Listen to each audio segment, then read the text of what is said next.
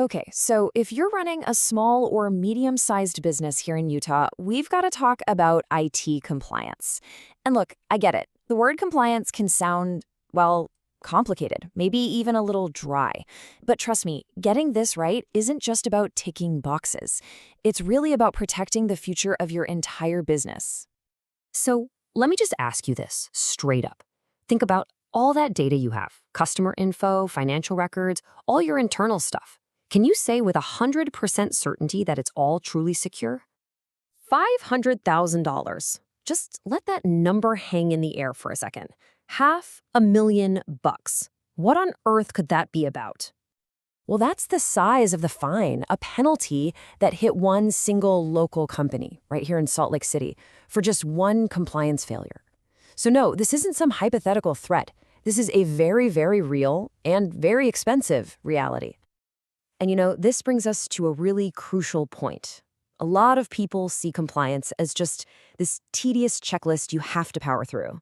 But honestly, that's completely the wrong way to look at it. At its core, compliance is really about one thing: controlling your risk. Because failing to comply, man, the consequences can be severe. And it's not just about the financial hit, which, as we saw, can be staggering. We're talking about something that's way harder to fix: the damage to your company's reputation, to the trust your customers have in you. And look, this isn't just theory. These are real-world examples from right here in Utah. Remember that $500,000 fine? Yeah, that was slapped on a healthcare provider just for being too slow to tell people about a data breach. And get this, a local tech firm got hit with a penalty of over $1 million for deceptive data collection. These are some serious warning shots for every single business in the state. So, the risks are obviously clear, and they are serious.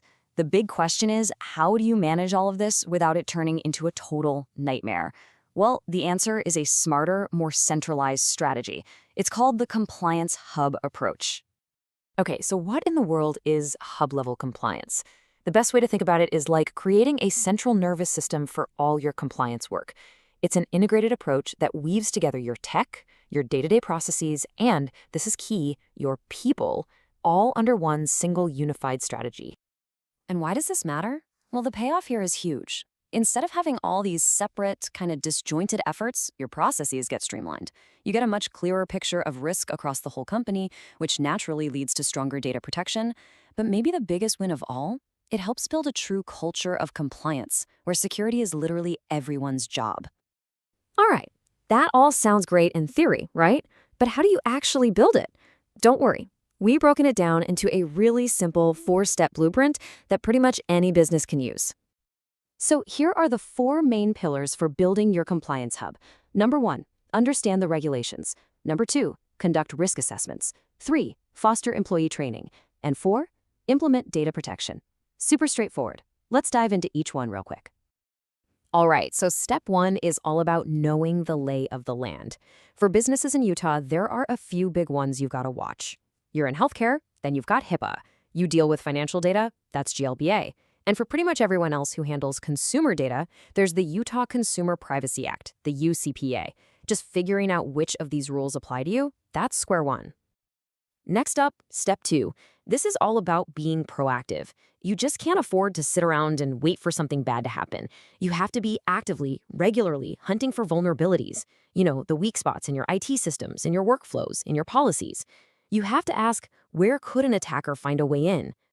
Okay, step 3 is huge, and it's all about your people.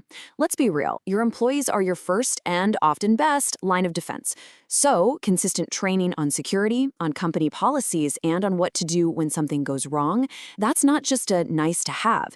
It is absolutely crucial for building that security-first culture we talked about.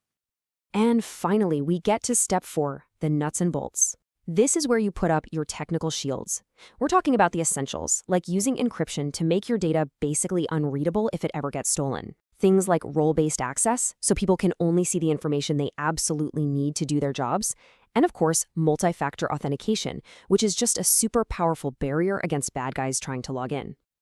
So, once you've built your hub, that's an amazing start.